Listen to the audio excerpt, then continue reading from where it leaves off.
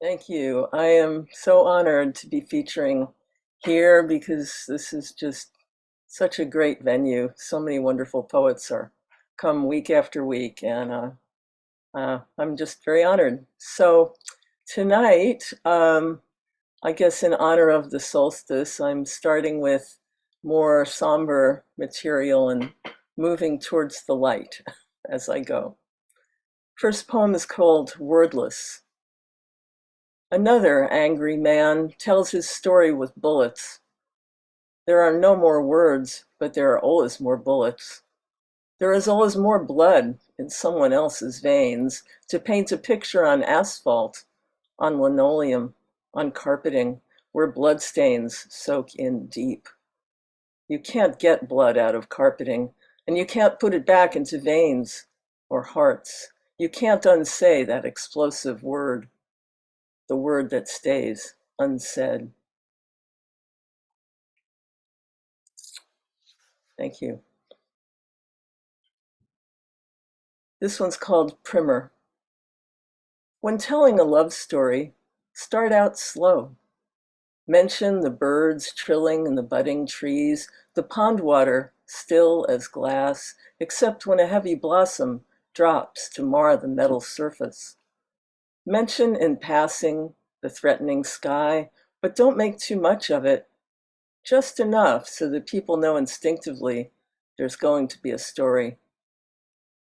Don't write distant thunder or black clouds. You don't want to be too obvious.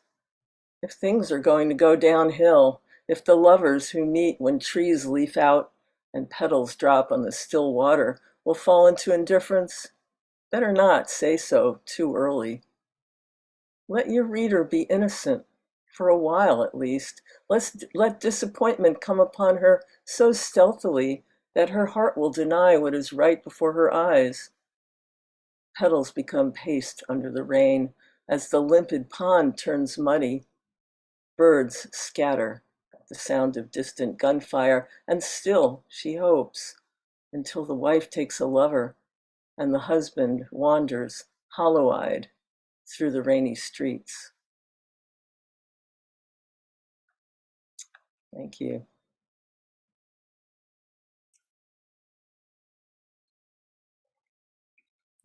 One time, one time, we walked in a meadow, the sun slouching low on a narrow trail next to a burbling stream. Babbling nonsense like a hidden child, the stream led our steps through winding ways, poppies twined in meadow grasses. I walked open to the moment, healthy, young, newly married, present in my life, thinking, this is now, it will always be this way. You, behind me, the man I left 40 years ago, I don't see you when I remember this, but you are there in the slanting sun, casting its long shadows. In that endless afternoon that lingers even now, I move surely forward. I hear the stream, breathe the grasses, their scent of earth and youth, of ripeness and decay. What were you thinking there behind me? Did you see the poppies nodding to the sun? Did the stream speak to you in the voices of our unborn children? You hung back, a counterweight to my enchantment, imagining yourself elsewhere with another woman you had already betrayed. Years later, that moment follows me, as you did that time when we walked into the sunset before you disappeared. Thank you. And this is one of those travel poems that Dan mentioned. In Parma, Easter week, 1983. Hawthorn bloomed like snow between the fields the last time we were friends. Easter week in Italy. Slowly, spring reclaimed the bare earth. Mist clung to the hills like shredded cotton. From your window, I saw a woman snapping string beans into a bowl between her knees. In your dim living room, the doilies that you had made gleamed like snowdrifts. It was the usual story. Your husband left a letter in his pocket. The dictionary helped, but it left gaps and questions no one could answer. Easter, we walked up a hill to a walled city. Those people knew how to protect themselves. Once there was a siege, now just a crumbling wall and two sad towers. At the top, a cafe. Standing at the counter with the old men, we drank espresso with a grappa chaser against the chill. Later, you left him, and somehow that rupture broke us too, in that sullen springtime when love was losing you and all the walls fell down.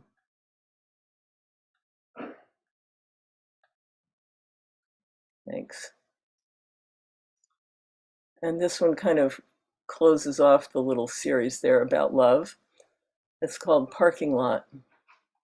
When romance left, she flopped and gasped, starved for air on the concrete floor. When romance left, he stood blinking, keys in hand on the top floor of an empty parking lot. Maybe I parked on another level, he thought, as he descended the stairs.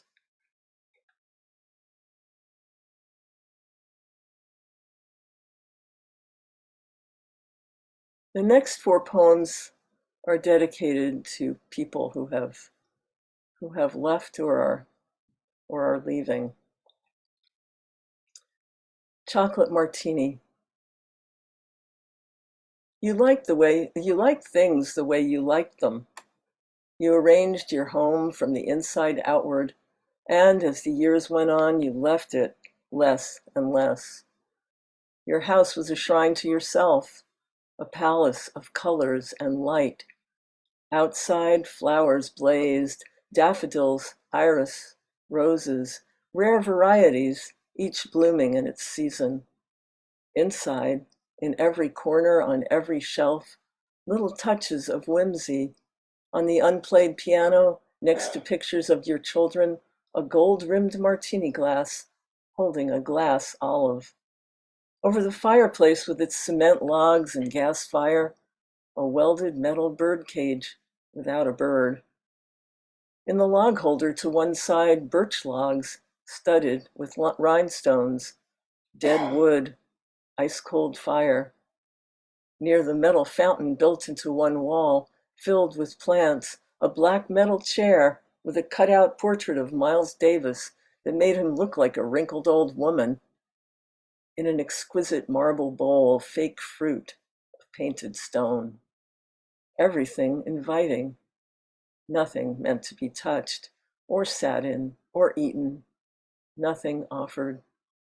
A pair of Siamese cats watched over it all, haughty, impassive. As you were slowly dying in your palace of light, when you could no longer swallow, you asked for a chocolate martini in your faint, raspy voice, as if the asking evoked it in the air like a mystical goblet to toast your exit from this world into some other one.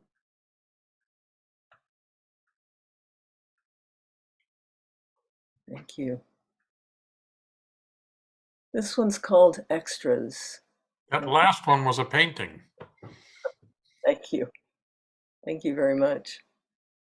This one's called Extras, and it's for an old friend of mine named Jim, who's very ill. It's a memory.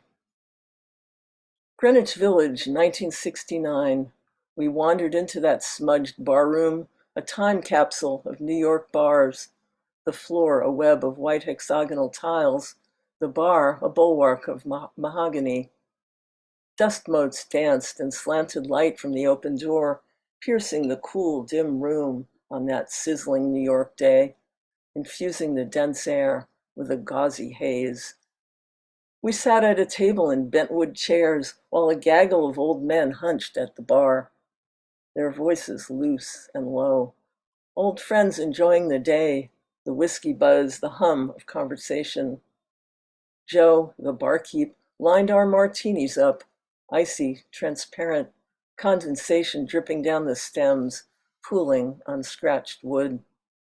"Hey, Joe," one regular called out, "sing Old Black Magic." "Yeah, Joe, sing it," chimed in another, and, eyes widening, looking at each other, we disappeared and rematerialized in a Hollywood movie, our jeans and summer shirts morphing into evening wear, a sequin gown for me, for you, black tie and tails. Holding our frozen martinis, we were extras, watching this scene unfold. It had nothing to do with us, but the magic sucked us in. The hazy air, the dust motes sparkling like stardust, as Joe quit wiping the bar, gave us all a big grin, and in a low, sultry voice, tempered by smoke and whiskey, he sang it.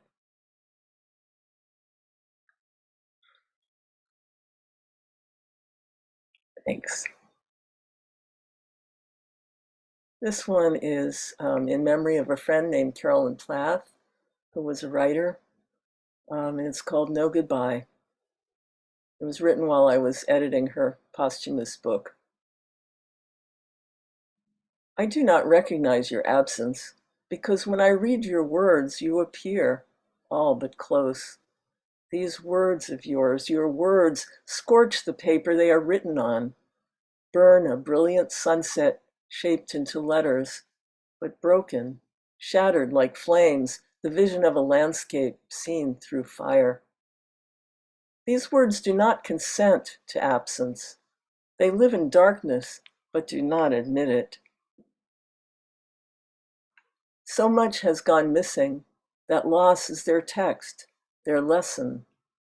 They say that you were here, that you wrote this, that it is written, not graven, as on a sepulchre. You are away, not gone, and this is not an elegy.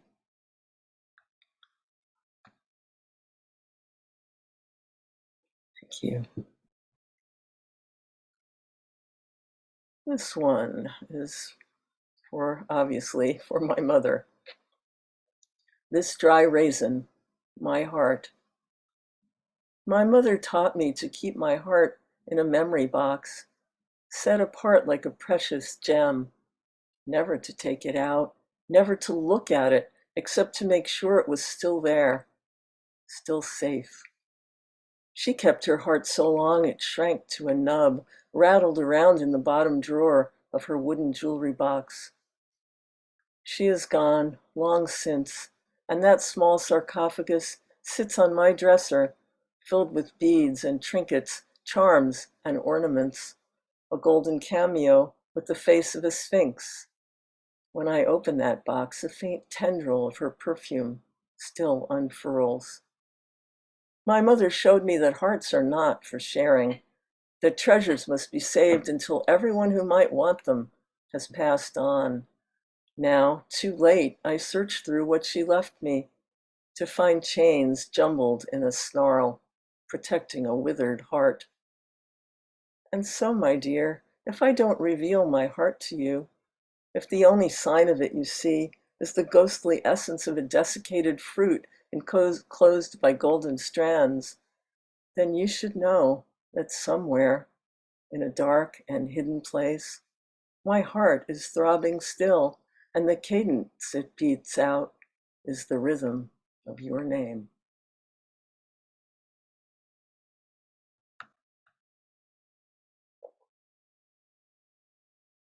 Thank you. Weeds. They grew through cracks in the sidewalk, around brick walls, clinging to life in the filthy streets.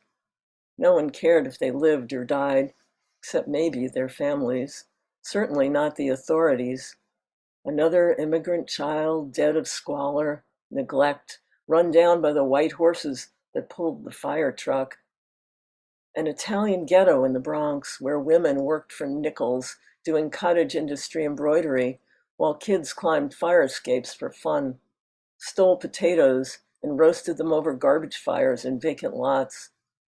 No electricity, no heat, except the cast iron stove that ran on coal. 6 kids in a bed, always hungry, living lives of such disorder, no one remembered to send my mother to school until she was 8, where she learned English from another girl. When they were grown, the siblings all had gardens where they toiled and sprayed and knelt in the hot sun to pull up weeds, the things they hated most. Thanks. Okay. Moving a little lighter here. This is called Watching the Yankees with Uncle Richard. My Uncle Richard watched the Yankees on the tiny screen of their black and white TV. He smoked the stinkiest cheap cigars that he chewed and smoked and relit and chewed and smoked until they were dark, slimy nubs of tobacco that smelled like truck exhaust or something that might have stuck to the bottom of your shoe on Ocean Parkway. Aunt Helen made spaghetti sauce, chatted with my mother in the kitchen. My father sat with me and Uncle Richard, even though he didn't give a fuck about sports, and neither did I. There was no place for a child in that apartment, except in front of the TV. When the umpire called a strike against the Yankees, Richard always seemed to be in pain. He cussed the umpires out. I could never understand why that little white ball flying around the screen made so much difference. Luckily, I always brought a book, but I had to sneak read it, because it was rude to read when you were at someone's house, even if they ignored you in favor of a little white ball. Thanks. This one's dedicated to my son. It's called Nesting.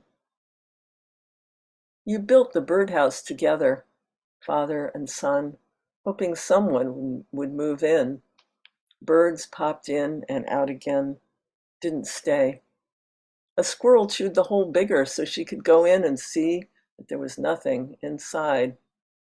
Now it's rotting, falling apart, open to the sky, and we discover straw inside, as if a bird began a nest and then abandoned it. Or maybe a brood hatched, fledged, and we, leading our absorbing human lives, never noticed. Someday, you and your daughters will build another birdhouse, cutting wood carefully to spare impatient fingers, making a hole for the door. You will let them hammer the nails with tools they can barely lift, spread the glue to attach the roof, mounted high in a tree as they watch from below, excited, holding their breath, hoping to attract a little wildness, bright-eyed, flicking its tail.